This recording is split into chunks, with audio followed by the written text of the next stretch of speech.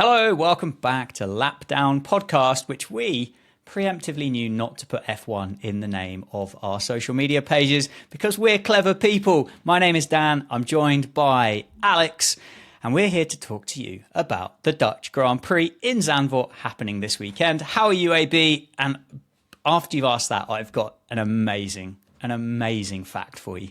Oh, here we go. Dan's coming in with facts. I'm hitting it hard. Look at this. Mike's had a week off and he's done some research and he's coming in ready to go.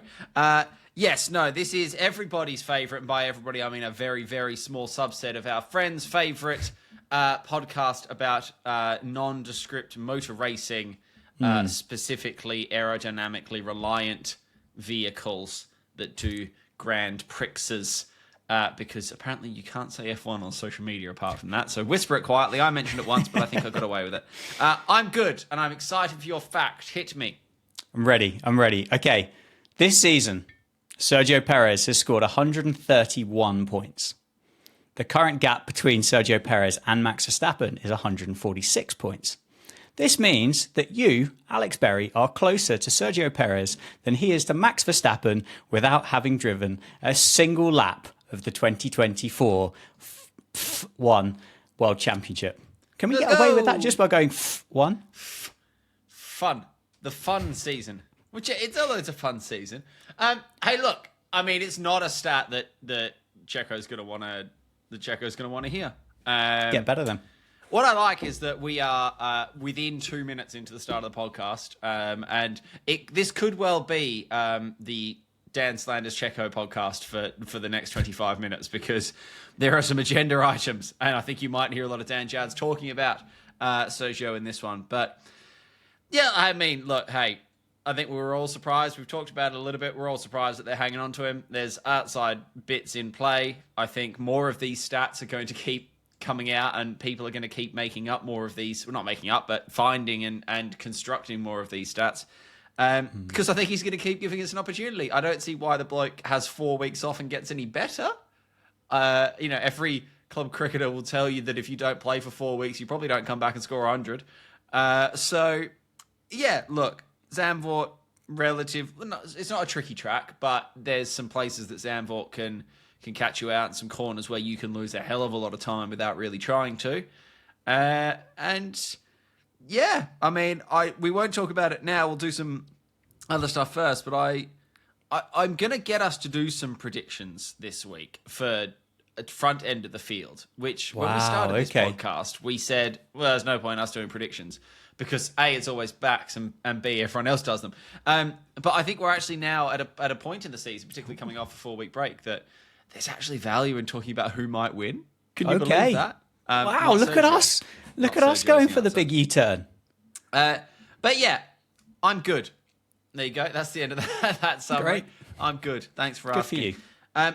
Well, let's dive into some Zandvoort, shall we? Because we've had 4 weeks off, and now we're off for some Stroopwafels by the beach. What do you think about Zandvoort as a track? Because it's in a little bit of danger, I believe. Well, I can't imagine the Dutch government and motorsport kind of branches of the Netherlands have got as much money as places like Saudi and Qatar and Bahrain to keep their place on a calendar. So I guess that's probably where and why it's ultimately under a bit of pressure. My first thoughts when I think about Zandvoort is cold, wet, and grey. It's not exactly it's not the Seychelles, orange. is it? No. Well, no, there is a bit of orange going on, to be fair. But it's when you say beach resort, it's on the North Sea. Beach. It's not far away. It's there. They all show it on the helicopter. They always go, oh, look, the beach is there. And then there's a dune and then there's a racetrack. Yeah, but it's the North Sea. And I mean, nobody wants to go on holiday to the North Sea. That's why places like Southend and Clacton and Jaywick and Skegness and all those other lovely kind of British holiday seaside towns are basically derelict and in a state of disrepair. And I would imagine Zandvoort probably fits that bill quite nicely. I would imagine as a place, I don't know, I've never been, but I would imagine Zandvoort doesn't do much outside of those summer weekends. Maybe there's the occasional kind of old man that turns up in an ice cream van and you can pop down and get your fish and chips on the prom or something like that. There used to be what would be the Dutch equivalent of a Butlins? All I'm thinking since you've said ice cream now is like a Stroopwafel ice cream sundae sandwich thing.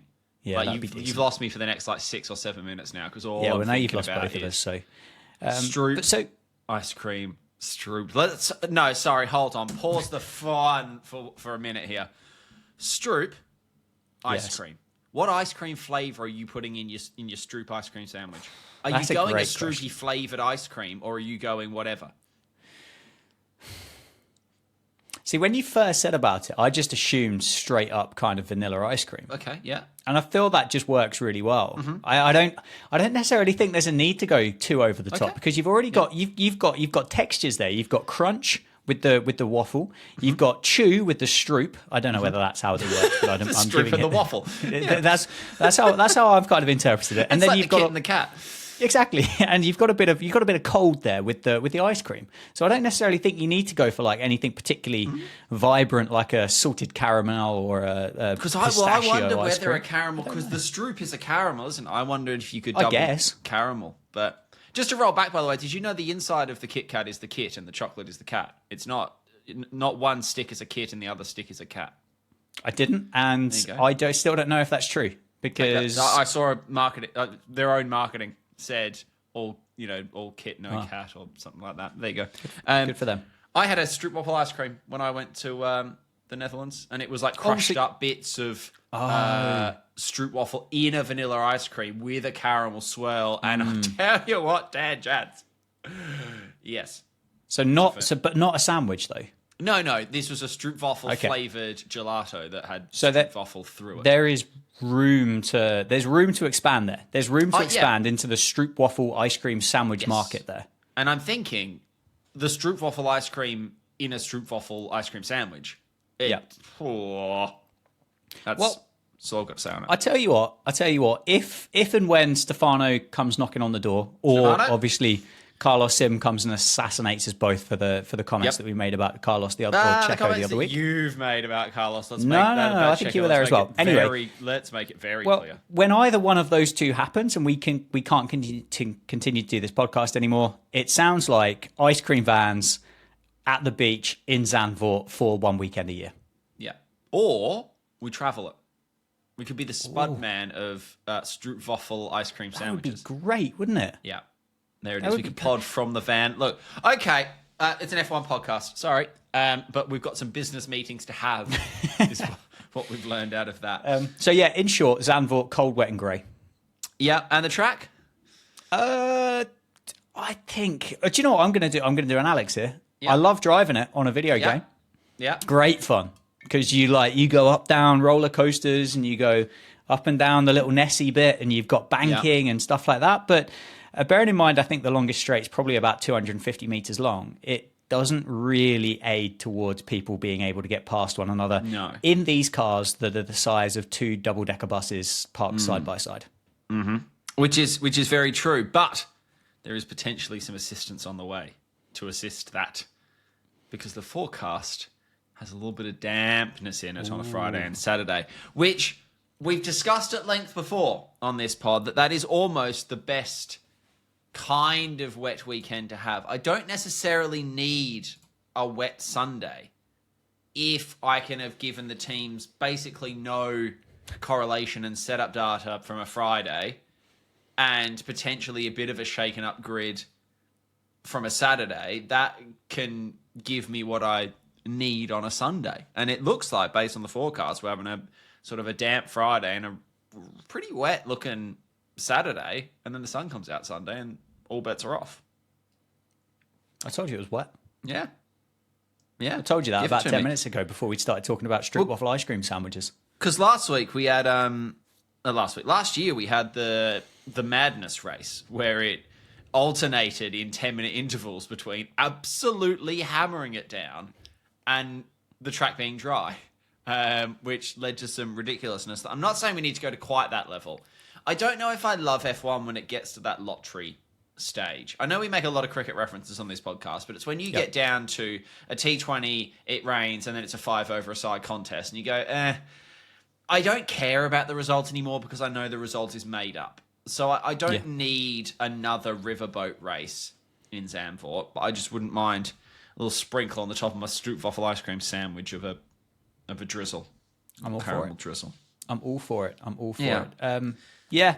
But will it stay on the calendar for a long time? I don't know. I mean, probably they will be incentivized to do so all the while that Max Verstappen is in the sport and obviously doing well, which he continues to do so and will probably be World Drivers' Champion again. So to take away his home Grand Prix, I think at the moment would be a bit of a no-go, a bit of a faux pas. But at the point that maybe he packs up or kind of Red Bull drop off, or if this kind of trend continues, then maybe the opportunity to get rid of that and bring in like a Q80 Grand Prix or something. Of all the Grand Prix, I didn't expect you to pull out of the air there. The Q80 Grand Prix was.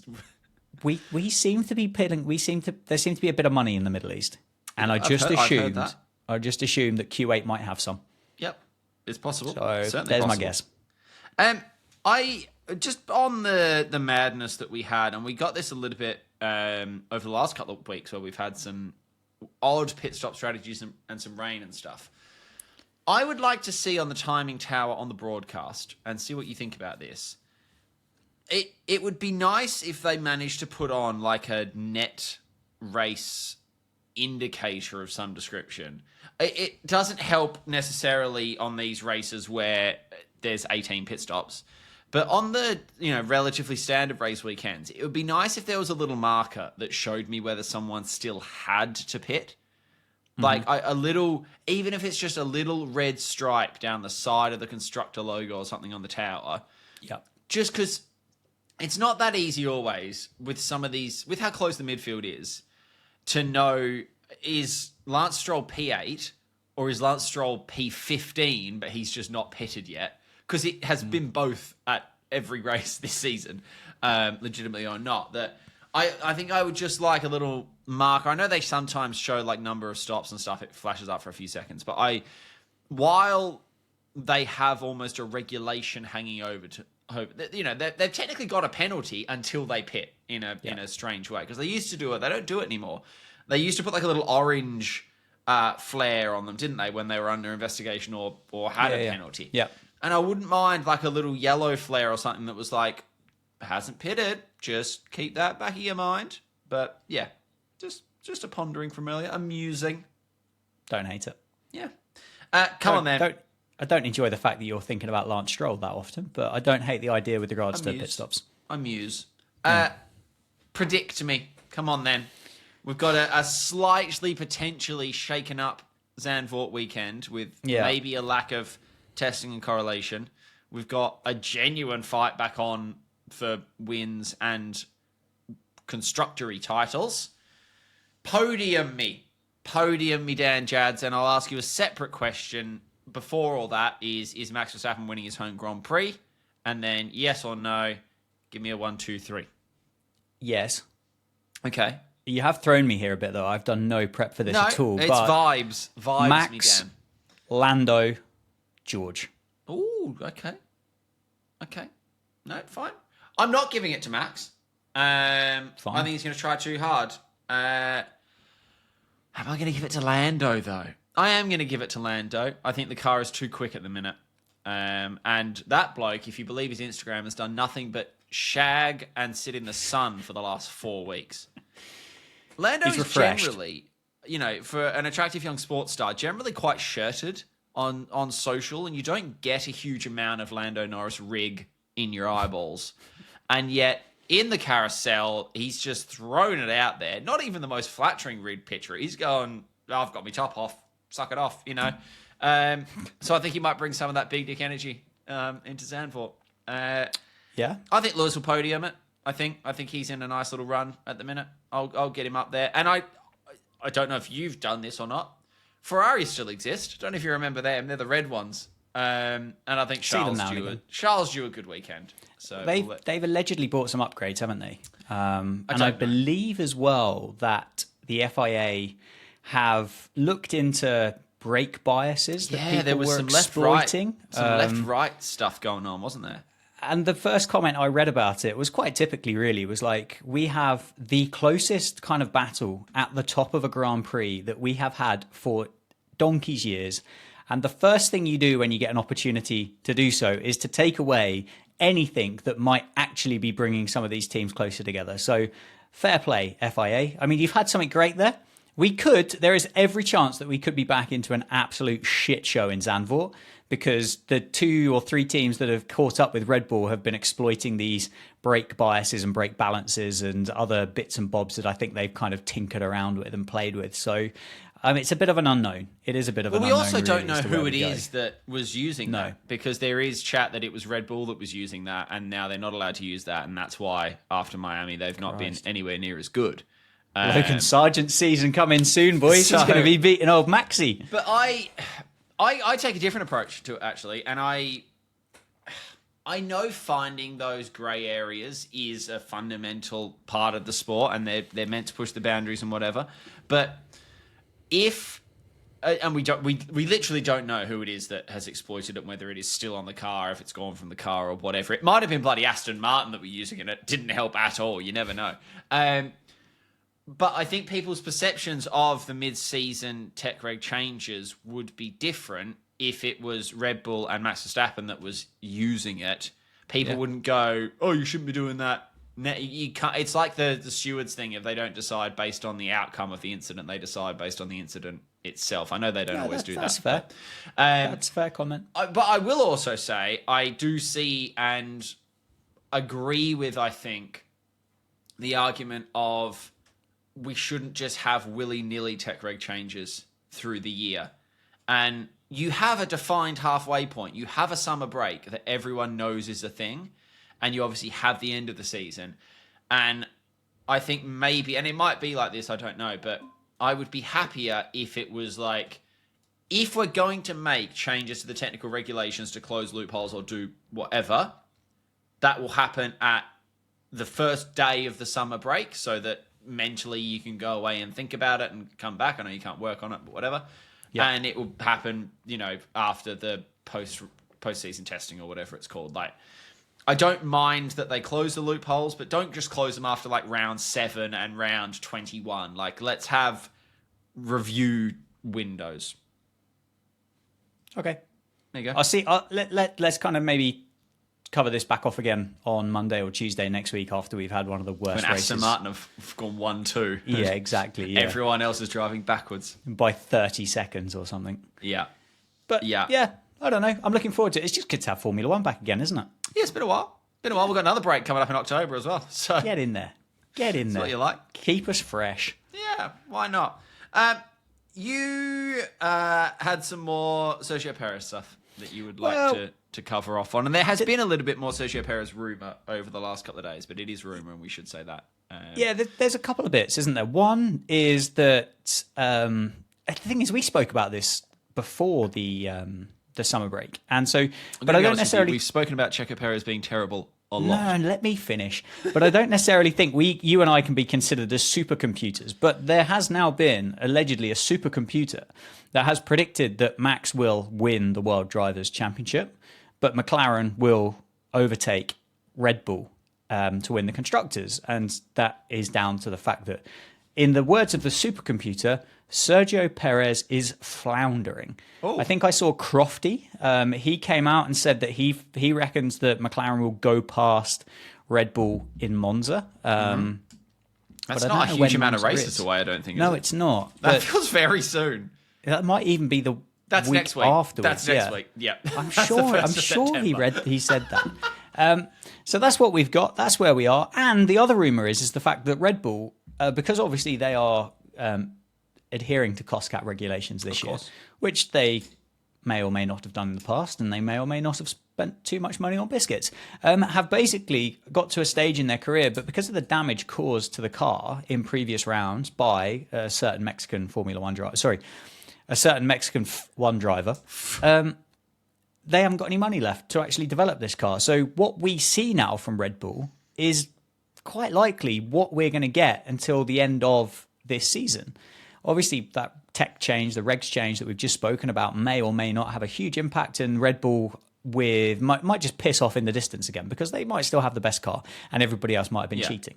But I think that's pretty exciting, the fact that we're on a kind of a path here, that we know that Red Bull are a constant at this stage, and they're still good. Like, Max can still win races in this car, which is great. But actually, because Merck, McLaren, maybe Fezzer are catching up a little bit, we do get kind of a 7-driver ding-dong for a race win.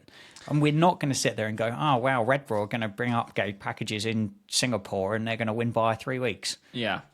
Yeah, I wonder as well if there's now an element of their actual cost cap penalty of the reduced wind tunnel time coming back to bite them because they just don't have the same testing capability of future development concepts. I did see an article the other day that they have come out and said, yeah, we think we've sort of reached now the maximum of that this concept can get to, and we've just, and we've talked about that they, they got it right very quickly, got to 100%, and now they're not going backwards. Everyone else is just catching up.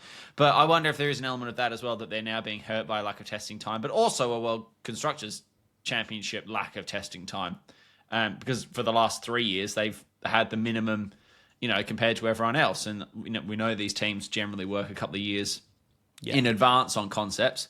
So it could well just be that it's all catching up on them. But yeah, I don't think they're going to overtake them at the next Grand Prix, which, by the way, this is the most Formula One thing ever. We're coming out of summer break. We've had 4 weeks off, and now we have a double header. We just go bang, bang. Yeah. Just spread them out a bit, lads. And then we've got a triple header coming up as well. So we've got 4 races now, and then we have another month off. We've got a double header, and then Azerbaijan, and then Singapore. We've got a double header, a gap, a double header, 4 weeks off. Brilliant. Look, I know fixturing is hard, and I know logistics are hard, but how hard is a fortnightly, cadence throughout the year? Yeah, literally just race every other weekend, lads. It's a good system that works. It helps the content creators because we've got space to do it, but we aren't allowed to say F1, and it just gives everybody a nice little boopity boopity boo. I don't dislike the summer break, though. I think it's quite nice, the reasons that they do it, and I think I would applaud them. But also, maybe they wouldn't need the summer break quite so badly if they didn't make them do fucking triple time zone, triple headers. True. But yeah, I think McLaren will win the Constructors. Yeah, Simple. me too. It's quite a simple sentence. I don't know when. It may even be an Abu Dhabi thing. I don't know, but it is a genuine 2v1. We have talked about it before.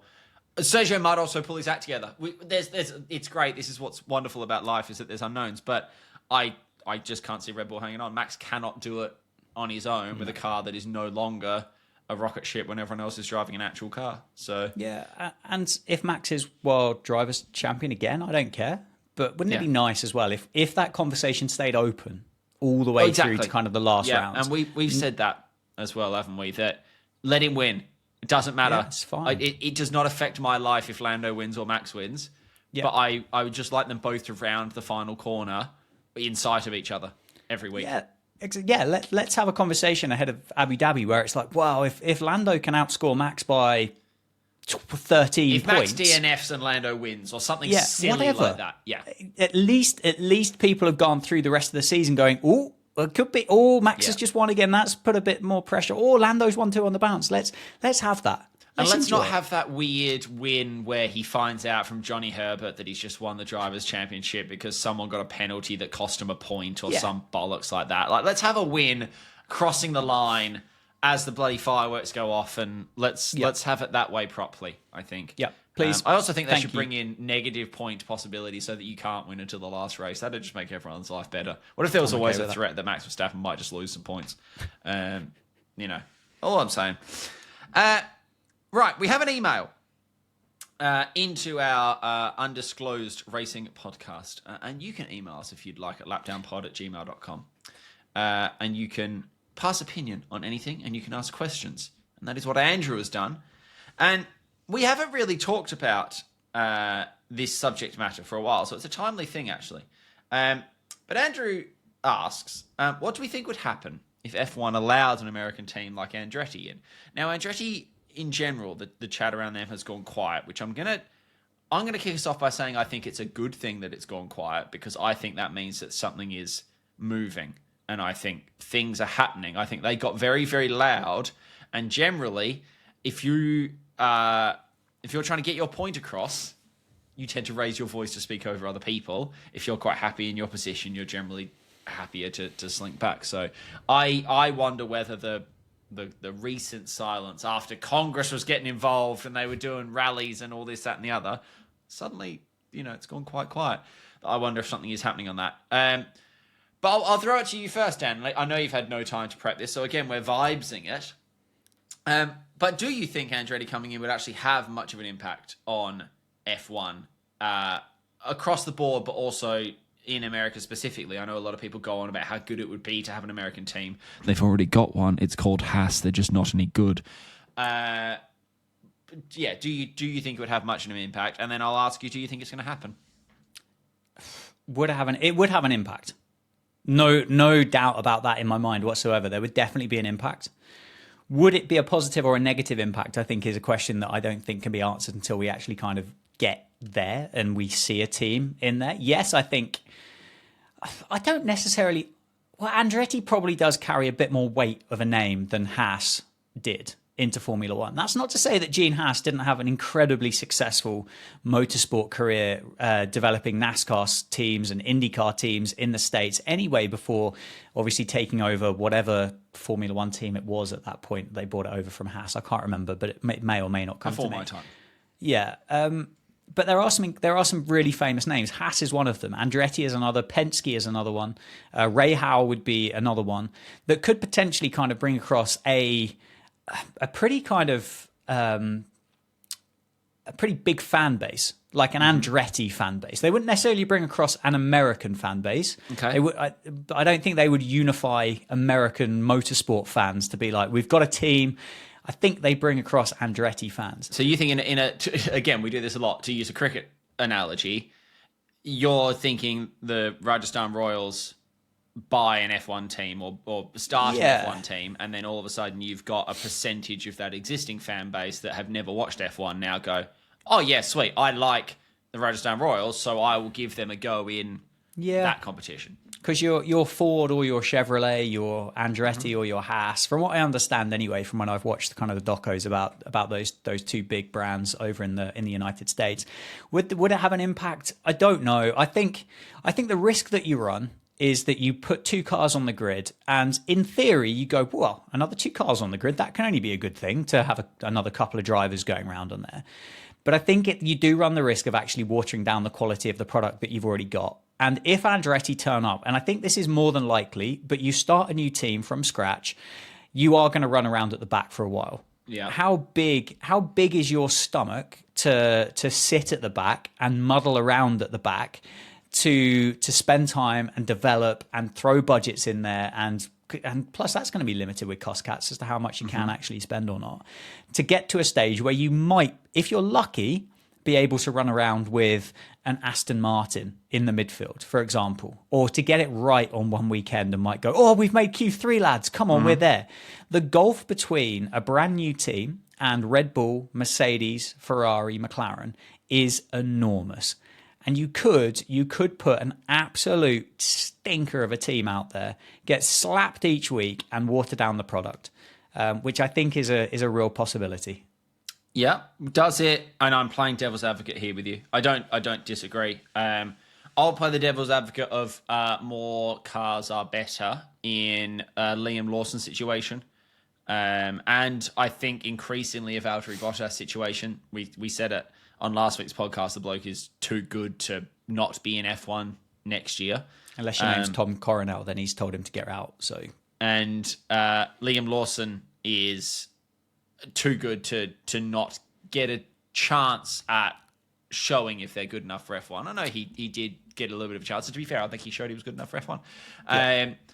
That you bring two more spots on the grid in, and they give you two more seats for people, even if that seat isn't a contending seat. What it gives you, it potentially is a Liam Lawson seat, and maybe someone like a Zhou Guanyu seat that we know the car's not going to win, but you wouldn't win in the best car, so it doesn't matter. It's almost a development seat, but I know you're not supposed to be training on the match day sort of thing.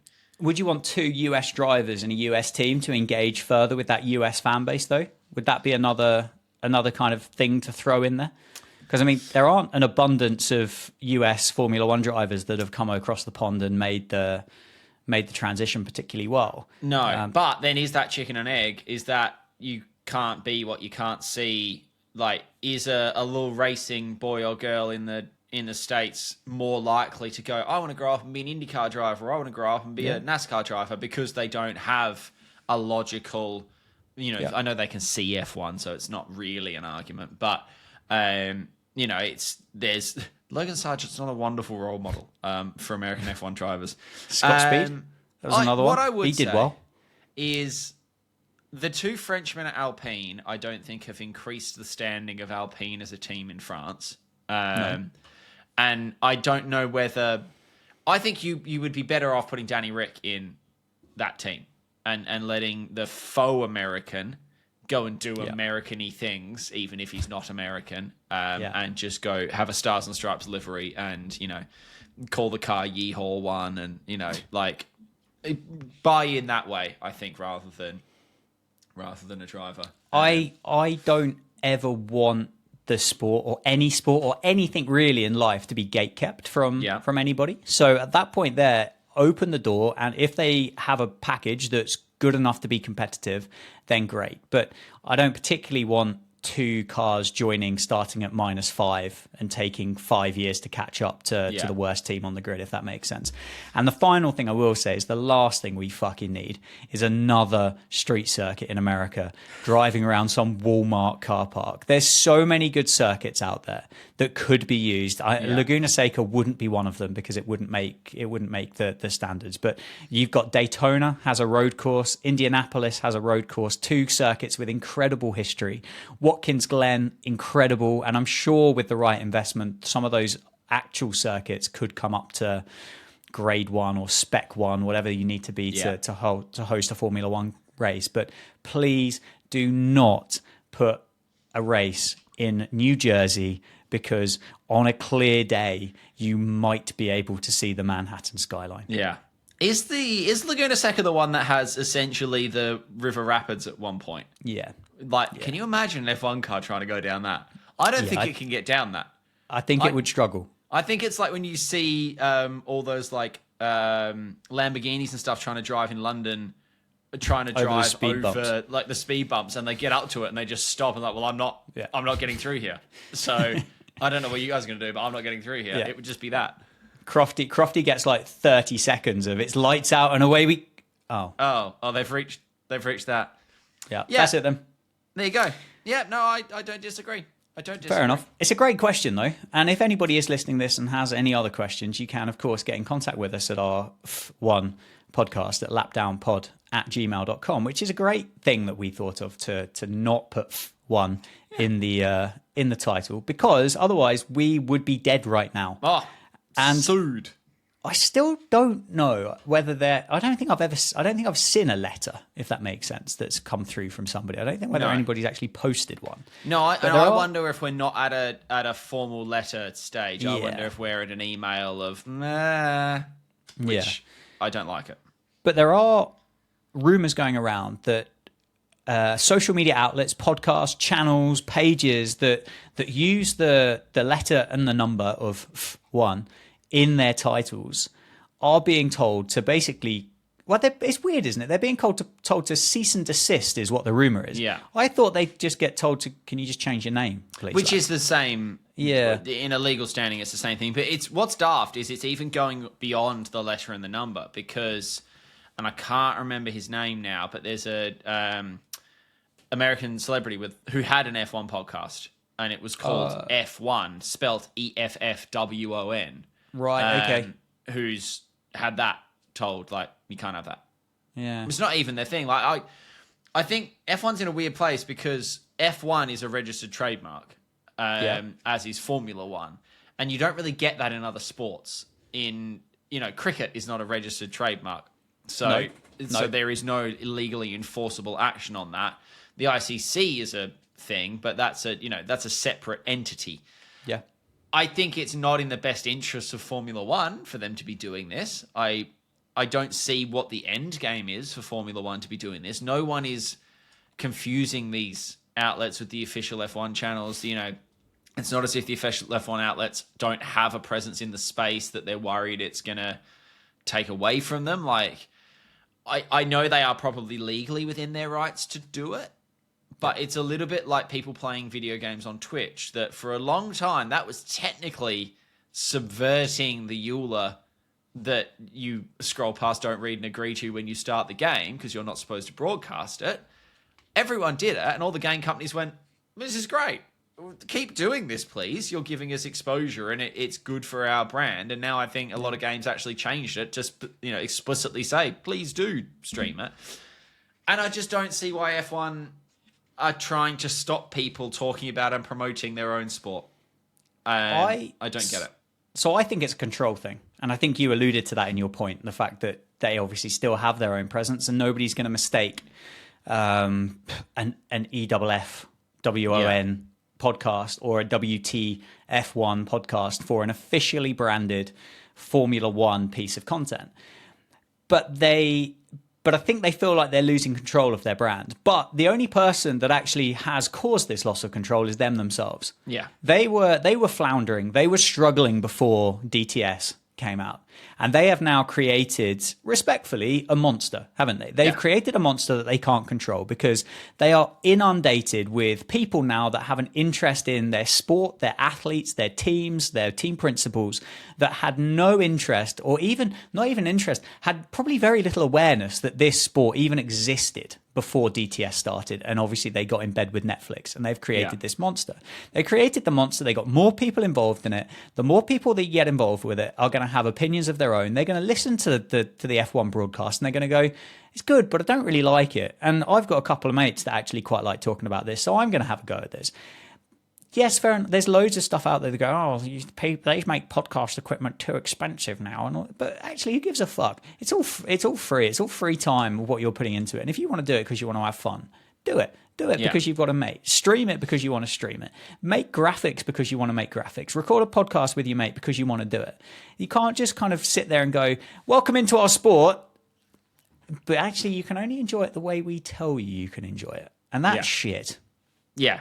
It's getting into Fight Club territory, isn't it? It's the first rule about F1 is don't say F1. Like that's not cool beans. And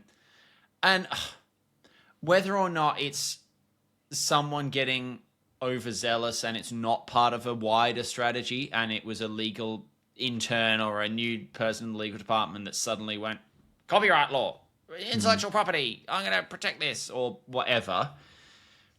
But yeah, you would think like P1, they're now on Amazon Prime ads and they're doing this, that, and the other, and you can't tell me that that's not going to reach someone new. That's I know they're not using the word F1, but in a content creator space, and like Fast and the Curious, that is opening F1 up to a whole new area and subset of people that I dare say were not interested before that are now getting into it. And if they had called themselves, had F1 in that name, and now you're trying to kill that branding. Just stop. Let them crack on. They're doing you a favor. Do you think?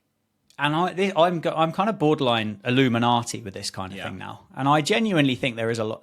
I do think there is truth to this, and I mentioned control earlier, but do you think there's an element of the powers, so to speak, in not just Formula One, but lots and lots of different sports and media outlets generally, are very, very selective as to who they want to see do well.